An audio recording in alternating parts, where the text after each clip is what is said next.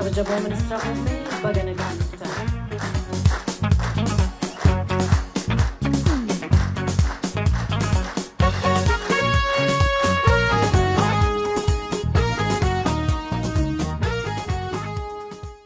kabajamoo ittaanaa muummicha ministeeraa obbo Tamasgeen Xuruunee, kabajamoo pirezidaantii keenya obbo Shimallis Abdiisaa, Birhaan Balaay, ministeerota, abbootii gadaa, haadholii siinqee, uummata asitti argamtan hundaaf duraan dursa qeexoo kaleessa irraa dhunnee itti dhiqannee itti guddannee sababa ta'ee ijaaf ijaa wal arginee haala kanaan deebinee waa'ee misoomaa waa'ee nagaa dubbachuu akka dandeenyu nu taasise kana kennaa waaqaa kennaa uummata keenyaa sababa guddaa waan nu ta'eef gammachuu itti dhaga'ame isiniif ibsuu barbaada. Bara ijoollummaa siin gaafa ceenu qeexoon bara lakkaa'ee yeroo lakkaa'ee akkaataa kanaan uummata keenyatti deebinee ijaaf ijaa wal agarree nagaa walitti dhaamnee gammachuu walii ibsinee hawwii gaarii qabnu wal geenyee mari'achuu akka dandeenyu gochuu danda'a kan jedhu amantaa akkasiin qabuun ture. Bara sana yaadattu aspaaltiin hin jiru rakkoodha asiin darbuun waan salphaan turre garuu har'a qeexoon deebi'ee maatii kootti na deebisuu danda'uu isaatti gammachuu guddaatu natti dhaga'ama. Egaa maatiin gaafa yeroo jalqabaatiif wal argu nagaa wal gaafata waan ta'eef akkam jirtu nagaa keessanii qe'een nagaadhaa maatiin nagaadhaa ummanni keenya nagaa jaallata. Ummanni keenya kadhaa isaa keessatti kan nagaan na bulchite nagaan na oolchi osoo hin jedhin manaan ba'u. Galgala hojii isaa raawwatee gaafa deebi'us kan nagaan na oolchite nagaan na bulcheedha. Galata galatatee rafa. Isa duwwaa garuu miti. Ummanni keenya nagaaf xiyyeeffannaa jaalala addaa waan qabuuf nagumaanuu ilma waaqaa jedhee fudhata. Ijoollee isaa nagaasoo nagaasaa jedhee maqaatti baafata. Ummanni keenya nagaa jaallatee nagaa kadhatee ijoollee isaatti maqaa baafatee kanaan garuu hin dhaabbatu. Nagaan kan booreessan jiraannaan boora'uu akka danda'u hin beeka. Kanaaf jedhee ijoollee isaa ammas araarsaa jedhee baasa. Nagaasaa duwwaan jedhu. Wal dhibdeen jiraachuu hin danda'a. Mariif marabbaan mari'annee jaarsoliidhaan fayyadamnee araaramuu akka dandeenyus uummanni keenya jechaan kadhannaa guyyaa guyyaatiin nu barsiisaa guddanne. Nagaa hin jaallanna. Bakka nagaan hin jirretti immoo mariif marabbaan dubbii hiikus immoo aadaan keenya barsiisee jira jechuudha. Kanaaf nagaan waa hunda caalaa kan nu barbaachisu misooma akkasii kana arguudhaaf kan nu gargaaru waan ta'eef nagaa dura buusanii ilaaluun dubbachuun mari'achuun maaliif barbaachisaa?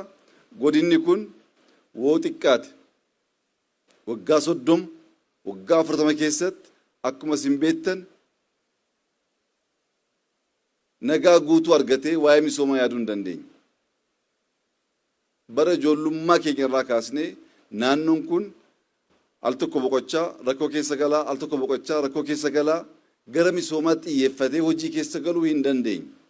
Kana keessaa ba'anii laphee guutuun sammuu guutuu misooma keessa galuudhaaf waa'een nagaa dubbatamuu qaba taanaan asitti bakkisa. Maaliif waa'een nagaa dubbii ijoo taa'oo jettan ummanni keenya arbaa. Lafeen arbaa waan biraatiin cabsuun baay'ee rakkisaadha.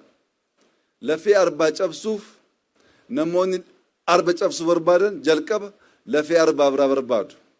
Lafee arbaa lafee arbaatiin cabsu.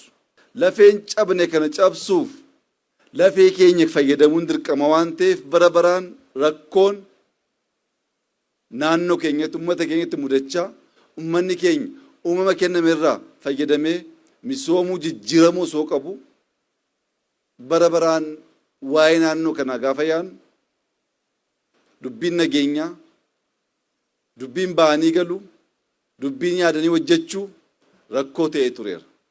ummanni keenya baritti dammaquu qabu amma natti fakkaatan maaliif weettan saawwa rakkoo keessa galte kan albeen natti fiigeef kan hordaan natti fiige argee jette rakkoo keessa jiru jedhanii warra albeen natti fiigaa jiran kan maal barbaada akka jiran hubatanii akkuma abbootiin keenya barsiisan mariif marabbaan dubbii hiikanii nu gahaa misooma nu wayyaa carraa arganne kana balleessuu hin qabnu wal mancaasuu wal ajjeesuu wal xiqqeessuu wal cabsuu nu gahaa jennee dhaabbachuu hin dandeenyu taanaan coobna argaa jirru kun galaana ta'uu hin danda'u. Kun jalqabbiidha. Uummanni keenya misooma baay'ee hawwaa baay'ee barbaada. Jalqabbiin kun coobni kun galaana ta'ee misooma guddaa fiduu akka danda'uuf nagaan keenya bakka nagaan booreetti immoo mariif marabbaan mari'atanii araaraan dubbii hiikuun aadaa keenya waan ta'eef irra deebinee isa xiyyeeffannee mari'annee kallattii kaa'uun baay'ee murteessaa natti fakkaata. Dhiyeenya kanatti obboloowwan keenya kanaan dura qabsoo bifa addaatiin filatan gaaffii uummanni isaanii dhiyeesseef fudhatanii baay'een isaanii deebi'aa jiru. Warra deebi'e kana galateeffachuun baay'ee barbaachisaadha. Warra deebi'e kana galateeffachuun barbaachisaa kan ta'uuf osoo ji'a tokko ji'a lama ji'a sadii turanii achiis asiis kan du'u kan madaa'u qabeenyi kan badu silaa baay'ee ta'uu ni mala. Naannoo kanatti Oromiyaa keessatti diinni alaa dhufee kan nu cabsaa kan nu ajjeesaa jiru caalaa ijoolleen Oromoo osoo ta'anii mari'achuu qaban kan wal cabsaa kan wal ajjeesaa misooma akkasii akka hojjechuu hin dandeenye kan dhaabaa jiran baay'eedha. Kanaaf warra galan galateeffachaa warra hafan immoo ijoollee galan hordofaa nu gahaa kana caalaa wal nyaachuu wal arrabsuu wal ajjeesuu bu'aa akka hin qabaanne agarree jirra waan ta'eef kana booddee xiyyeeffannaan keenya ummata keenyaa wajjin taane naannoo keenya misoomsuu ta'uu qaba. Wallaga keessatti namni bunaan filloo laale oomishtummaa guddisee ekspoortii bal'isee misooma baay'ee soo yaaduu qabu bunni hammasii as jiraate buna keessa buna funaannee gurguruu keessaa baane buna keessa wal ajjeesuun waan nuuf tolu waan nuuf malu miti. Waaqni nuu kennees baay'ee kan nutti gaddu natti fakkaata. Kan nuu kennameef misoomaaf kan nuu kennameef hoo dubbiin illee hammaate teenyee jalatti akka aadaa keenyatti mari'achuuf malee keessatti wal ajjeesuuf miti. Dhiigni sun hin badu waan ta'eef. Kanaaf barri waa'ee loon horroo yaaduu qabnu har'a. Ekspoortiin loonii biyyooti ollaa keenyaa gara biyya alaatti erguudhaan maallaqa alaa baay'ee argachaa kan jiran itti of guddisaa kan jiran qabeenyi sun nuu kennamee jira. Bunaan filloo qabaannee loon horroo qabaannee boqqolloo misingaa warqee begii qabaannee kanaa misoomsinee nyaannee osoo hin quufin osoo teenyee mari'achuu dandeenyu afaan tokkoon yaada tokkoon waan nuuf toluu qabu waliin karoorsuu osoo dandeenyu inni immoo haafes maatii waliigaluu baachuu ni mala waliigalteen dhibnaanis karaa nagaatiin qabsaa'uun osoo danda'amu naannoo kana maqaa isaa malee maqaatti ba'ee eenyummaa isaa malee eenyummaan haaraatti kennamee namni galeetti ba'uu kan dadhabu misooma jalqabnee fixuu kan itti rakkannu ta'uunsaa baay'ee nama gaddisiisa. Kana keessaa ba'uun baay'ee barbaachisaadha. Maaliif har'a qeexoon hektaara 5,000 maatii 10,000 ol itti gargaaramuu kan danda'e kun akkuma sila kaase coobadha. Coobni kun galaana ta'uu qaba. Jalqabbiin Dambidollootti Gaambellaatti yaadne sun fiixaan ba'uu qaba. Misoomni baay'ee jalqabamee dhaabbate kun bara meeqa akka dhabne ilaalaa. Isa raawwachuu dandeenye jennaan bakka bakkatti coobni jiru kun walitti hidhamee laga guddaa waan ta'uuf lagni kun immoo uummata keenya waan gargaaruuf carraa keenyaa fi yeroo keenya balleessuu keessaa baanee hojii misoomaa, hojii nageenyaa, hojii of jijjiiruutti sool gargaaree wajjin dhaabbanne baay'ee nu barbaachisaa amantaa jedhu nan qaba. Oromoon alanfatan malee mi'aa hin beekaniidha. Bu'aa misoomaa, bu'aa qeexoo alanfatan malee akkaataa mi'aatti beekan hin jiru. Maaliif eega dhalannee yeroo abbootii keenyas yeroo keenyas inuma jira bishaan kun bishaan kun misoomatti jijjiirame jiruuf jireenya uummata keenya amma jijjiirutti ijoolleen keenya quuftee mana barumsaa geessee deebi'uu amma dandeessutti mi'aa misoomaa alanfachuu dandamachuu hin danda'amu. Kana gochuu akka dandeenyuuf Wallagga guutuutti coobni xixiqqoo kan misoomaa cobaa jira. Garuu coba kan walitti idaanee galaan amma goonutti nageenya saffisiisaa uummata keenya cinqii yaaddoo keessaa baasu bahee galee hojii hojjechuu akka danda'u kan du'e awwaallatee kan fuudhe cidhaan gammachuudhaan gaggeessuu akka danda'uuf uummanni keenya laphee guutuudhaan ijoolleen keenya laphee guutuudhaan nu gahaa misoomatti deebi'uu qabna barri jechuu qabnu ammanatti fakkaata. Kana caalaa dubbiin akkasii kun adeemnaan yeroo keenya carraa keenya balleessaa waan deemuuf abbootiin guguddaa baay'ee jirtu jaarsoliin jirtu kadhattanii gorsitanii ijoollee keenya deebistanii nagaan keenya bal'atee nagaa amansiisaa qabaannee laphee guutuudhaan hojii misoomaa hojjechuu akka dandeenyuuf gahee keessan akka taphattan amaanaa jechuun barbaada.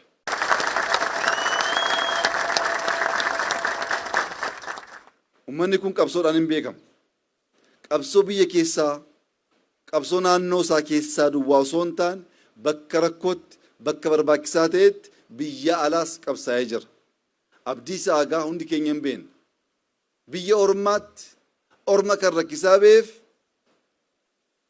uummata koo obbolowwan koo rakkistan fedhii biyya koo daangeessitan kan jedhu irraan malee waa'ee diinaaf meeshaa ta'anii fedhiif faayidaa uummataa dabarsanii kennuuf hin turre. Har'a Abishee Garbaa Oliiqaa Dingil ol jedhanii soo ilaalan barri ijoolleen obbolowwan ta'anii mari'achuu dadhabanii hiree isaanii hiree uummata isaanii diinatti dabarsanii kennaa jiru kan jedhu kan osoo arguu danda'an du'a lammaffaa hawwadhee yaada. Abbootiin keenya qabsaa'anii jiru. Abbootiin keenya aarsaa kaffalanii jiru. Bu'aan aarsaa sanaa laga kana misoomatti jijjiiruudha. Bu'aan aarsaa sanaa bakka hanqinni jirutti, bakka rakkoon jirutti, bakka waliigalteen hin jirretti ta'anii mari'achuudha. Jarris qabsaa'anii aarsaa ta'anii nus osoo teenyee mari'achuu dandeenya. Aarsaa bu'aan qaban bitaa mirgaa kaffaluudhaan mana tokko ijoollee ishee asiif asiin dhabdee harmee bosanaaf si gahaa boqodhu jechuun yeroon isaa ammanatti fakkaata.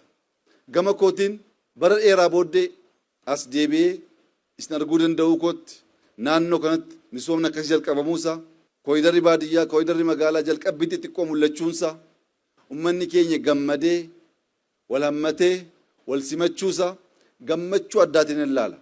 Garuu yeroon osoo hin darbin halkanii guyyaa hojjennee seenaa keessa turre sana waan jijjiiru bu'uurarraa hojjechuu akka dandeenyuuf qalbii jijjiirrachuu obsaan dubbii ilaaluu adeemsi keenya miidhaa inni fide laphee guutuudhaan laphee qulqulluudhaan qorachuu danda'u wal tuffachuu wal cabsuu wal hanqisuu keessaa baanee wal utubuu akka dandeenyu hundumti keenya gahee keenya taphachuu akka dandeenyu keessattuu abbootiin amantaa jaarsoliin biyyaa abbootiin gadaa beektoonni nu gahaa bakka hanqinni jiretti mari'annee hiikuu dandeenya.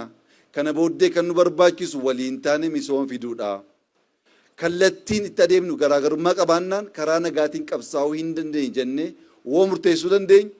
Naannoo kana jijjiiruuf waggaa muraasa nu ga'a. Ilaalaa jirtu gootummaa biyya Itoophiyaa keessatti misoomni bara dheeraa keessatti mul'atee hin beeknetu dhufaa jira.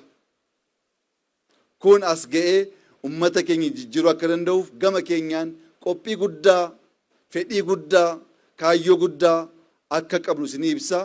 Waliin taanee inni kaleessaa darbeera isa borii balleessuurra ijoollee egeree boriftaan guddattee biyya kana gaggeessuu dandeessu cabsuurra of eegnee misoomatti xiyyeeffannaa hagoonu. Jalqabbiin kun baay'ee gaariidha. Carraaqqii keessaniif gargaarsa keessaniif galata guddaan sii galchuu barbaada. Garuu kun gahaa miti. Dachaa baay'eetiin waan caalu hojjechuu akka dandeenyuuf waliin haa dhaabbannu, haa jabaannu, kan ummata keenya hiyyummaa doofummaa keessaa baasuu danda'u misooma irratti xiyyeeffannee hojjechuu dandeenya jennaan inni kaan deebi'aa waan deemnutti fakkaata. Baga ijaaf ijaan baga nagaan wal arguu dandeenya. Wallaggi ammas qeellam ammas akkuma kaleessaa gammachuunsaa gaarummaansaa ija isaa fuula isaarraa hin mul'ata. Dhufaatii kootti baay'ee gammadeen jira. Wal arguu keenyatti baay'ee gammadeen jira. Wal arguun kun garuu baay'achaa akka deemuuf imaanaa silaa hin dagatinaa. Baga gammaddan baga gammanne jalqabbiin kun baay'atee bal'atee hunda keenya amma jijjiirutti waliin taanee misoomatti xiyyeeffatu jechuun barbaada. Galatoomaa ulfaadhaa naa jiraadhaa.